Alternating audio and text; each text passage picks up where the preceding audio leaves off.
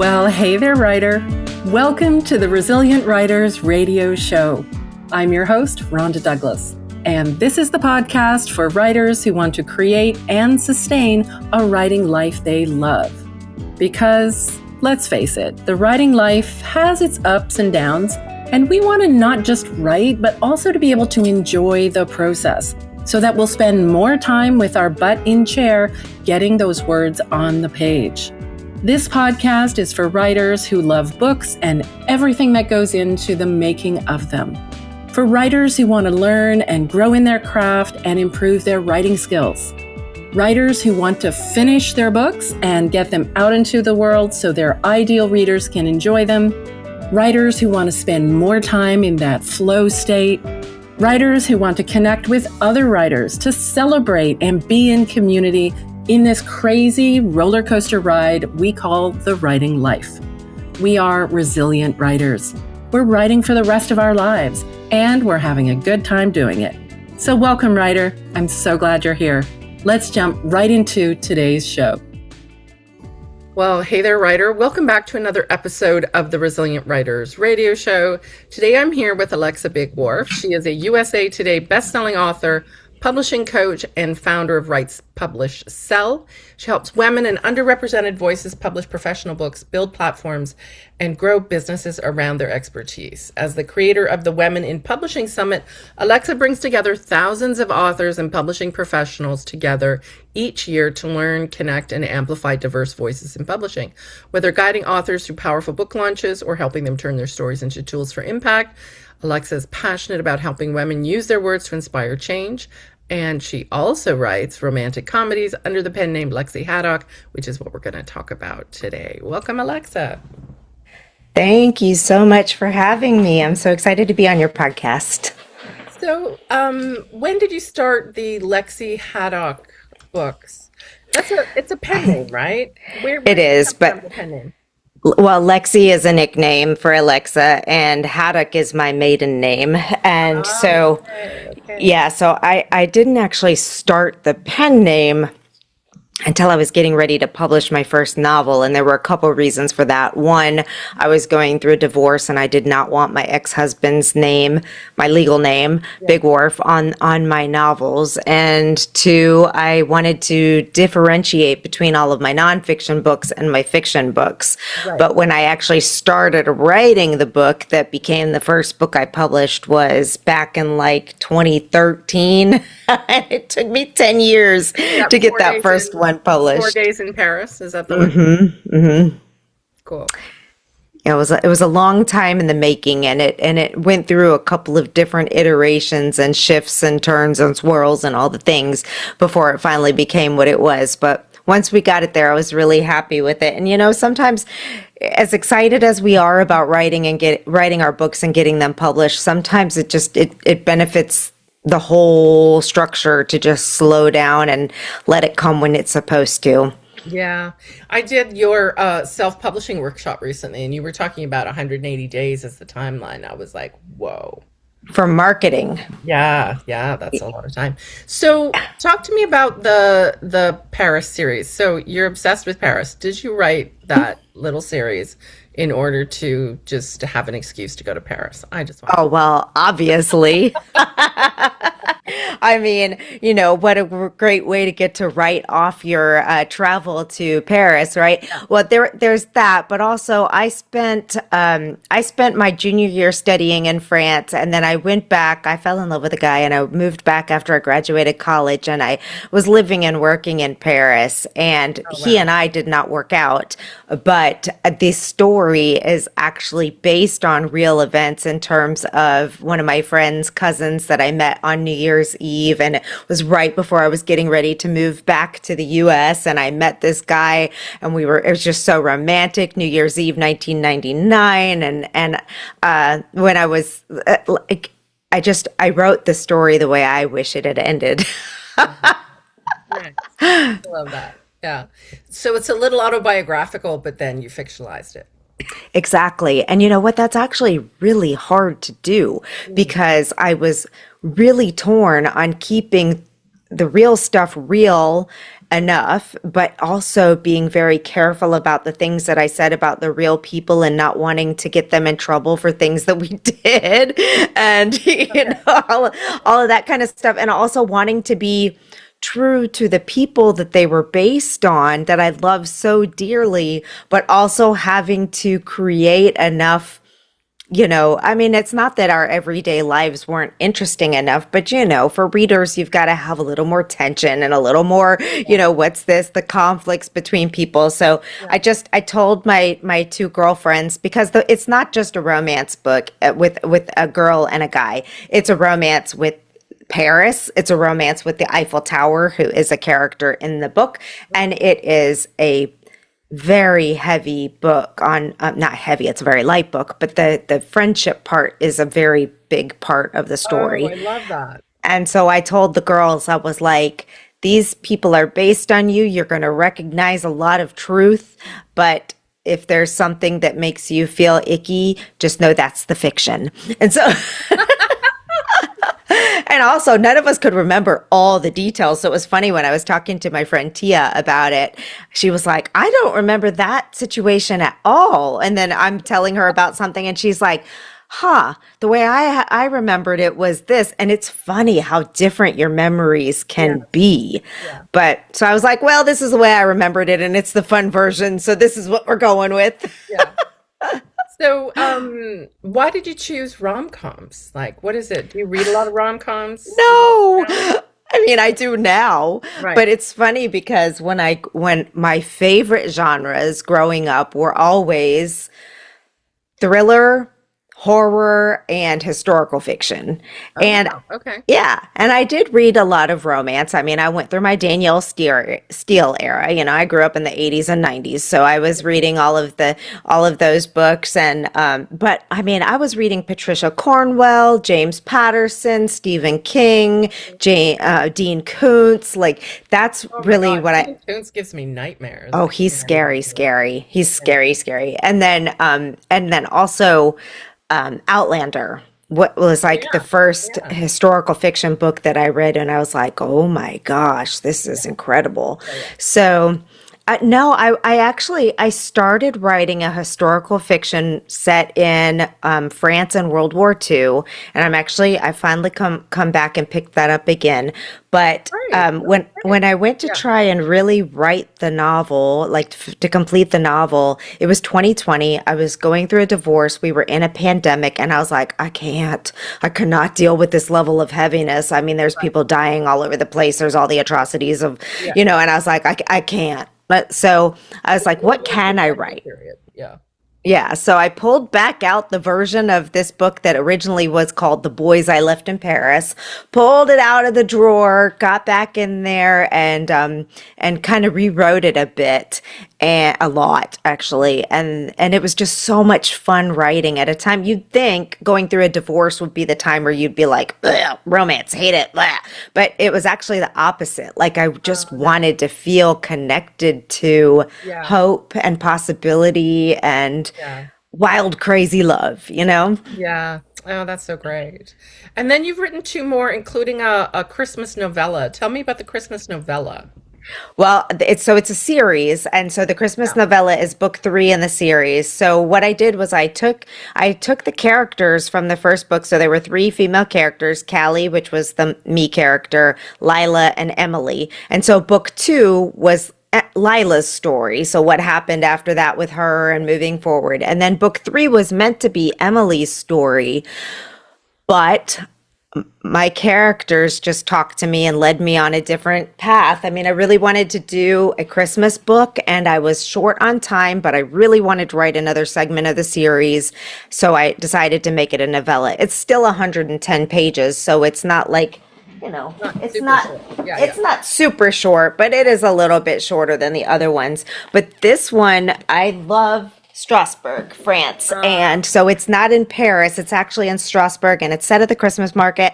And I love it so much because that Christmas market has played such an important role to me in my life, and being there several times at really important key moments in my life. But also I was able to bring in some of my military background. And so the love interest is actually a pilot, a C-130 pilot who's come over from Ramstein Air Base, which is in Germany, but not too far away.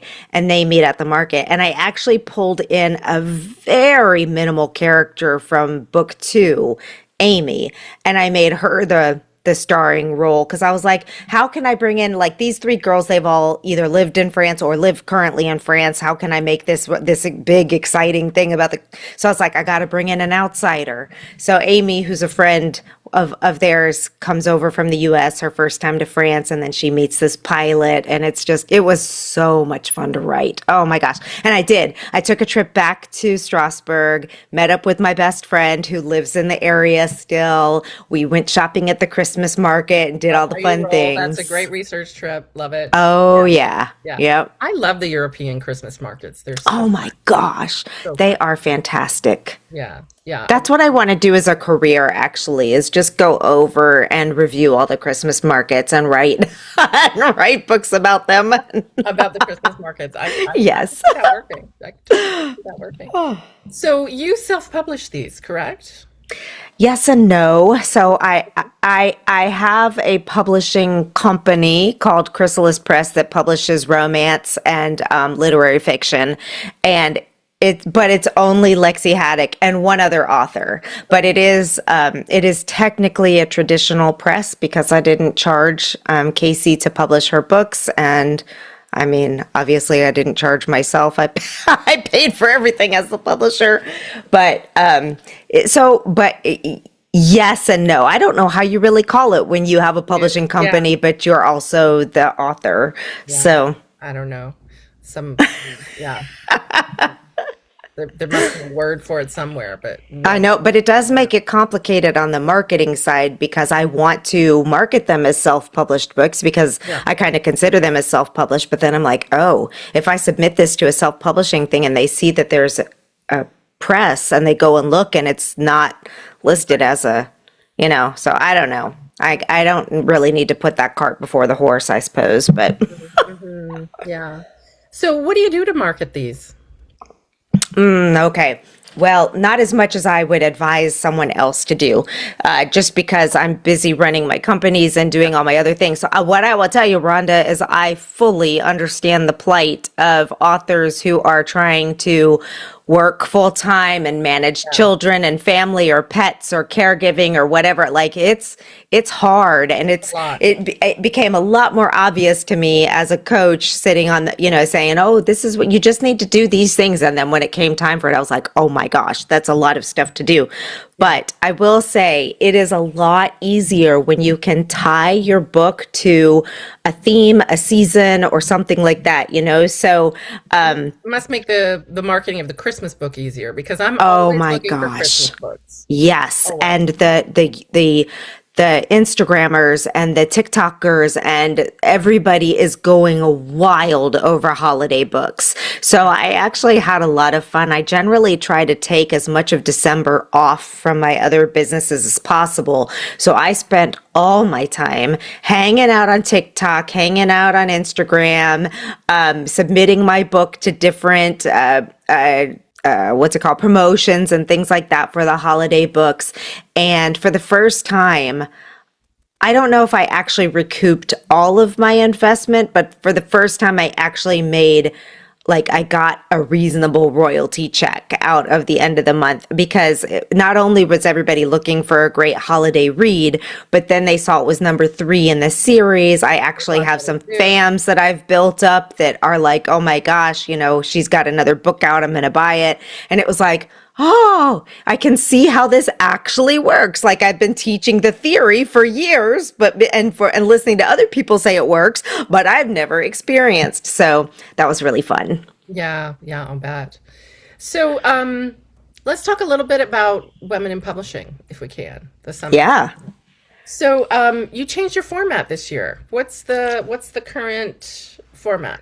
Because you were doing like a big one-time thing, but now you've kind of broken it up, right? Yes. Well, we decided, we've been around now. We're going into our 10th year, which we're very excited about, the 10th big special anniversary coming up March 2027. And we decided that we don't want to be a place where people come just to learn about writing, publishing, and selling. There's lots of, my other company does that. If you just want to learn about writing, publishing, and selling, you go to Write, Publish, Sell. We want to be a true community for authors and publishing professionals where we can come together and network. We want it to be a professional organization for women in publishing. So where we're doing training and networking and courses and programs. And so we decided that we don't want to just have one thing once a year where people come in and get excited and they meet people and they're all on their way. And then as it does, after an event like that, life comes back in, you get busy and you just walk away. So we decided to make the annual virtual event a little less. It was also very overwhelming back in the day. I mean, 4 solid days of 60 workshops. It was nuts. Yeah. So we are loosening the reins on how much content comes out, focusing more on collaboration and building partnerships and getting to know each other in our community at the virtual event. And then we have 3 boot camps throughout the year that focus on the nitty gritty. So in June, we're doing our marketing boot camp. It's all marketing, and we have a track for authors and we have a track for publishing professionals. And then in, I think August, maybe early September, we'll do our business building. And that one digs into, I mean, for years, I've had people say to me, I need to know things like how to do my bookkeeping, how to find a bookkeeper, what taxes are for authors, what we're doing on this, what if I need a trademark, what the copyright stuff is. And so I was like, okay, we're going to build a 2-day event around those topics only. No business like selling, it's business. It's interesting because nobody ever tells an author that once you've got books out into the world, congratulations, now you're a business. I do. That's my whole shtick, Rhonda. Oh, great. I love it. Yeah. It's making people realize you own a business now. Right. You have to be a business owner. You have a product to sell. Yes, we write because we love to write. But if you want to actually sell books, you have to get some business savvy behind you. And that is the common thread that I see in interviewing successful authors over and over and over. The one common element that they have is they treat it like a business. Yeah. They take the time to learn the things that we don't like so that they can have an actual business. So, and I've found that some of the stuff I thought I wouldn't like, I actually really like. Like I'm so surprised. I love data and analyzing data and seeing analysis of all the trends and anyway. And then our third one that we do is content strategy, because that's a really big piece of growing a platform. Whether you're an author or a publishing professional, you've got to have the content, what I'm talking about, your social media, your blogs, your newsletters, your emails, all of that stuff. Yeah. Wow, that's so great. And then you have the community. I've been to a few events and connected with folks, and I've had a couple of people come on the podcast that I met in that community. And so tell me a little more about the community and how that works. So there's 2 sides of the community. There's the free community that you can be a part of by attending any of our events. Mm-hmm. So if you come to any of our ticketed events or our networking, which we do have a place on the website where you can sign up for the monthly networking, that's the gateway into getting access to the free community. And it's cool. It's on an app. We use a community tool called Kajabi, and we have all kinds of threads in there. You can connect with other professionals. You can find out more about our sponsors. We've got, different genre chats where people can go in, all the things. And we also have our paid community, which is WIP Society, or WIP Society, as we commonly call it. And that is, it's an annual membership, although there is a monthly membership payment plan for those who would rather invest $49 in chunks rather than a bigger one. But that brings everything under one umbrella. I really got tired of like selling and selling and selling, and to the people that love us and come to everything, our ride or dies, like I hated just keep selling them things. So I was like, how about this? You come into our community and you get everything. Basically, you get a ticket to the virtual event, you get the 3 boot camps, and you get what we had in our membership community before, which is weekly writing sprints and an Ask the Editor session and a Self-Publishing 101 session. These are live Q&As with our team, social media Q&A, marketing Q&A. So it's come and get what you want out of the program. That community is even more active and engaged, and it's just a really great place to come in and be able to ask your questions. And it's not just of our experts, although we have lots in there. Our sponsors are engaged in there. Our speakers often will pop in and out.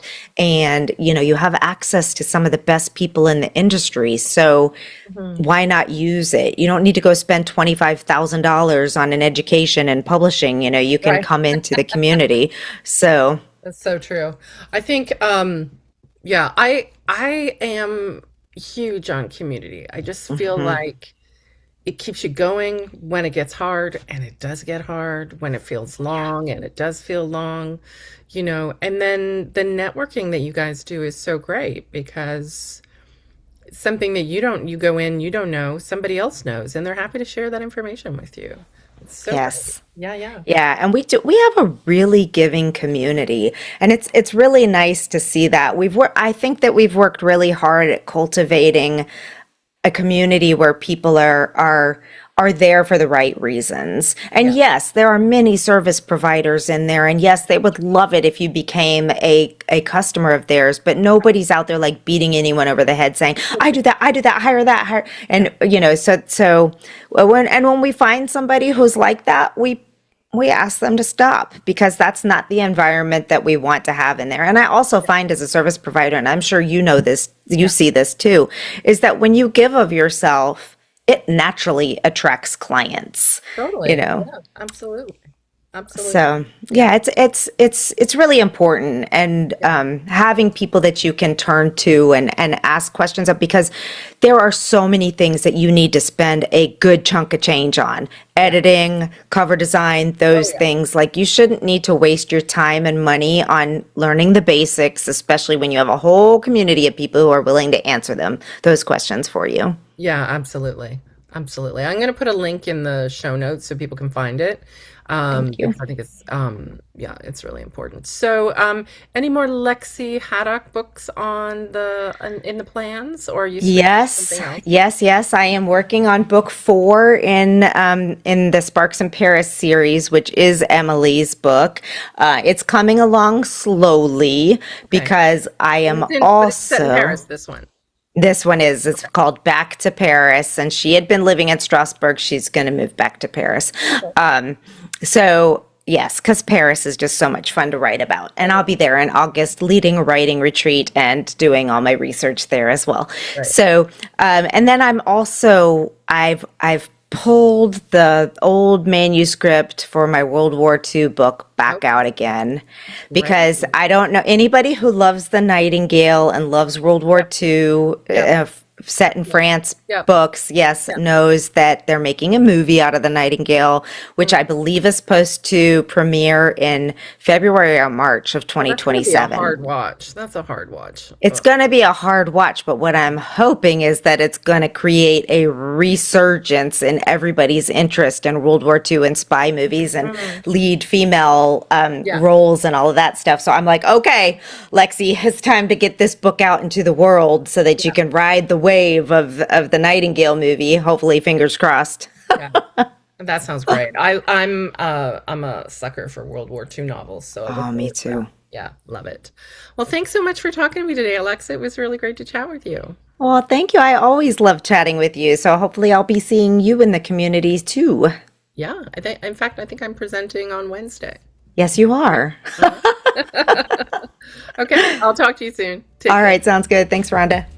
Thanks so much for hanging out with me today and for listening all the way to the end. I hope you enjoyed today's episode of the Resilient Writers Radio Show. While you're here, I would really appreciate it if you'd consider leaving a rating and review of the show.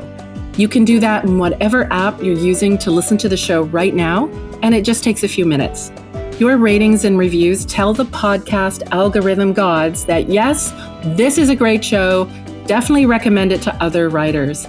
And that will help us reach new listeners who might need a boost in their writing lives today as well. So please take a moment and leave a review. I'd really appreciate it, and I promise to read every single one. Thank you so much.